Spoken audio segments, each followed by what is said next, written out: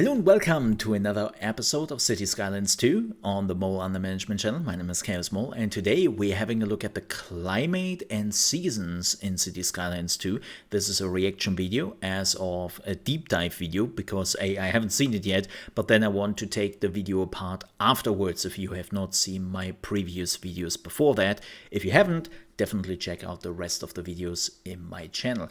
But climate and seasons, this is actually really exciting for me because the whole feature didn't really exist in the first one. Yes, sure, we had some maps where you could basically switch between normal state and a winter state, but that was it. Like, you had to choose the map at the beginning and it would never change. It would be eternal winter or it would be eternal summer or whatever season we were in.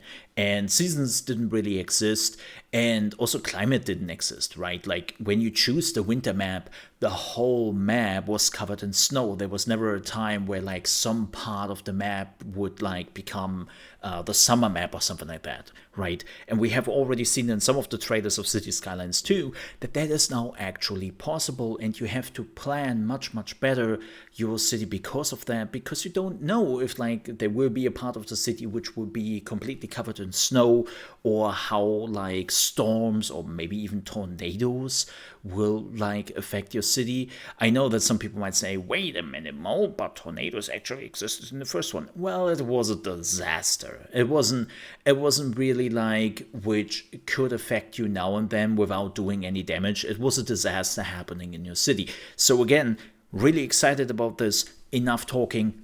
Let's jump right into it, shall we?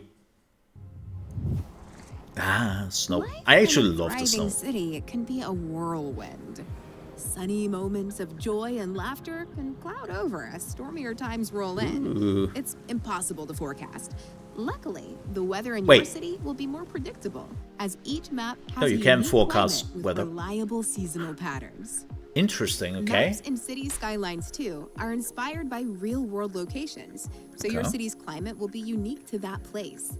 The climate dictates how each of the 4 seasons looks and feels. As one season gives way to the next, the length of the day will change. The amount of sunshine and cloud cover will too. Temperatures will vary, and so will precipitation. Why is this so important? Well, weather will impact your city in different ways. Rainy, snowy, and sun-soaked days can pile pressure on your electricity grid. Same for city services, which will need to respond. Like in winter, road maintenance crews power up plows to clear the road network of snow before it causes collisions. We had that in the if first one, right? If services don't respond in time or do what needs to be done, accident rates can rise with the knock-on effect of overstretching emergency crews. Interesting. Seasonal weather also affects how people move around your city and where they spend their time. Parks will draw crowds when the sun is out, while restaurants, movie theaters, and other indoor spots will get busy fast when it rains. That's completely new.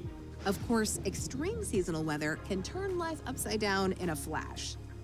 You can help your city prepare for natural disasters with disaster control systems, but there's no stopping them. Your city might experience disasters with a lowercase d. That's cool. That's when disasters cause traffic accidents that clog road networks. A little bit laggy, but disasters that's pretty cool. With a capital D are a whole lot more serious. Holy moly. They impact city services and the local economy in the short and long term. Weather damage. As a city builder, it's up to you to help your city bounce back when nature is a bit extra. But for the most part, seasonal changes will be predictable. Winter will run its course and give way to spring, just as night will follow day. The day and night cycle connects to the calendar. When a day we will talk about that when they are done. One calendar month will have passed. So every 24 hours, a month of the year will have come and gone. Light. The seasons will change after 3 cycles. And after 12 cycles, it's time to start all over again. The citizens of your city will experience life's highs and lows like the shifting seasons. Good times and bad will come and go.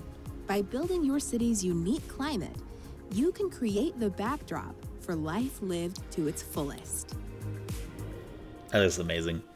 I love weather stuff in video games, so that looks fantastic. All right, let's have a look at this, because there are actually quite a few things we have to talk about. So the first thing they mentioned, that depending on the season, the time of day can change, right? And you might think, okay, well, it gets sooner dark, why does it really matter? because it does matter for a lot of things, like it matters for solar power. If you were using solar power, then I'm pretty sure that would be affected. Same goes with like if you were using like wind energy, right? Like there will be some effects going around depending on the seasons, and I'm really curious to see that. And I can only imagine that because when the days are shorter, you also need more electricity faster because, well, the lights are going on quicker, people are staying indoors, they will use more heaters, they will use more electricity, like in real life, right? Duh. And so actually having that in the game and being shown to us and being like replicated to us is such an amazing idea. And I would have loved to see some examples of that on the grid itself. It seems like, unfortunately, we don't really get that. Yeah, here they are showing the snowplow. We had that in the first one. That was actually like one of the very few things they had in the first one, right? When it came to like acting when the weather is kicking in. But I'm also very interested that they are saying, hey, so depending on the weather, it also will change how the people will react to it and what they are doing. This is a huge change for city planning because the reality is in the first one, you could still build all those parks in the winter and the same amount of people would come there, right? It didn't really matter if there is like one of the worst blizzards of their lifetime happening right now. People would still go like, let's go to the park and have some fun, kids. And it's like, what? But it's a bad blizzard. Oh, what? Like, it was like nobody cared, right? Like weather had zero effect on your citizens. They didn't care. The only time they did care for something is happening when you were like having a catastrophe, right? And you were sounding the alarm and people had to go into shelter. But there was also something you had to manually trigger. And this is just happen automatically, which again is such a crazy thing to do. And I'm really wondering how well this is all playing out. Like, the more they are showing of City Skylines 2, the more you get the feeling of, man, there are a lot of systems which are all working together. And I'm kind of curious how they are going, you know?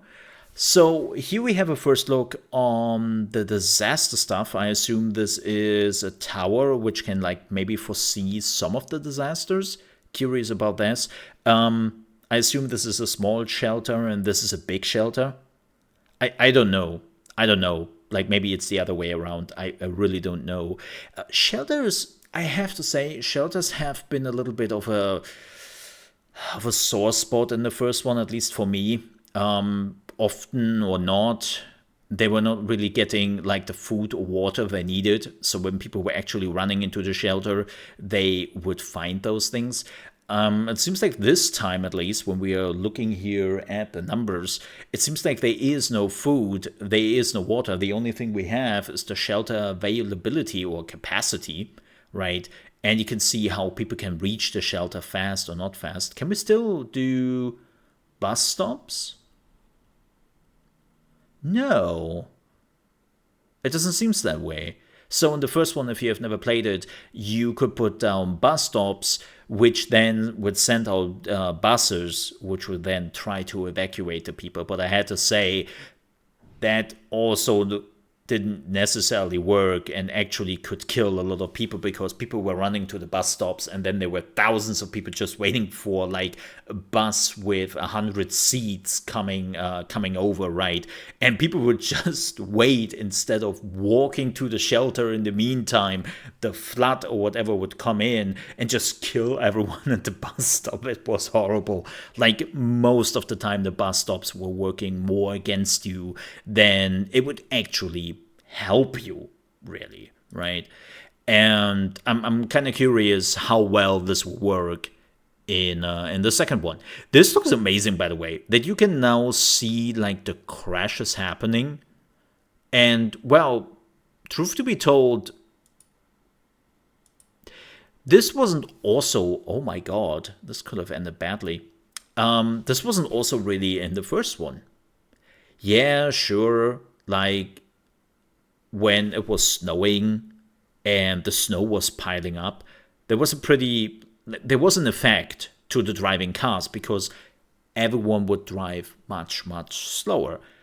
But you didn't really have like any accidents. You didn't really have any car crashes, which could then make the whole flow of the car stop, right?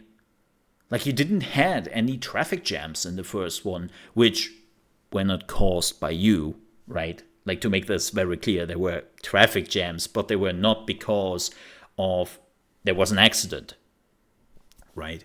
So I am really curious to see this in action, and I'm hoping that this will not be a day one bug where everyone has just car accidents and nothing works on the streets. Like I'm really, really curious. But by putting this in, this just makes me think.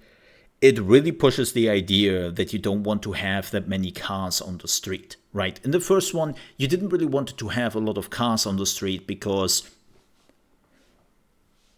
let's be real here, like wayfinding with cars and sending things from A to B with cars in the first one wasn't too great. Sorry that I said that. No, like seriously, like you wanted to take as many cars from the street as possible because it was just so much more effective. It was so much more effective. Now you have some real reasons to do it. There are some real reasons to not have that many cars on the street. And I'm already looking forward to some crazy people which will try to build a city without cars. That should be pretty cool. But yeah, this looks great, and there's already something happened here already.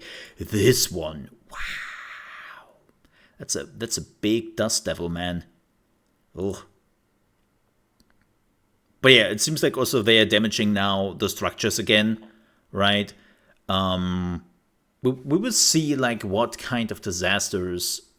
I wouldn't be surprised if we're actually getting disasters next week. And I want to see like which type of disasters we are getting. Like what type do we talk about? Will we get meteors again? Or will we try to stay a little bit closer to realism, right? So I'm really curious about what we are getting and how badly your city can be damaged, right? But yeah, seasons so far look, in my opinion, fantastic. I would have hoped they talk also, well, they did talk about it, but they didn't really show it, that they basically said that yes, part of your city can be already under a snowfall, or there can be some rain happening on the city, and it's not map wide anymore. And one of the things I wanted to say when they showed this, when this is moving from winter to spring, I wonder if also when the snow is like melting away, if you have just more water and there can be more floods on the map. I wonder if they are going that far, which would just be amazing and also kind of crazy. So again, I'm looking forward to that, and I want to see that in action if that is in the game. But yeah, this looks really great. We just have to see how they are implementing it, right? And how well it actually works without maybe breaking the game, right? But yeah, again, this looks fantastic. I also love that the people are actually reacting to the weather, and this gets me even more excited for the game. But with that said, folks, we are at the end of the video. If you enjoyed it and you want to see more of Cities Skylines 2, please don't forget to subscribe. If you love strategy games, you came to the right channel, because the Mole Under Management channel is solely focusing on strategy games. We are doing reviews called Mole Thoughts here on the channel. The next one I'm actually doing this week is Gord. Should be pretty cool. And we are doing like some of playthroughs, taking deep dives on some of the gameplay mechanics and how they exactly works, giving you tips and tricks and guides. And if you, again, just enjoy a strategy game, this is the channel for you. So please consider to subscribe. It will help me out a great deal. And again, thank you so much for watching. Stay safe, and I'll see you next time. Bye-bye.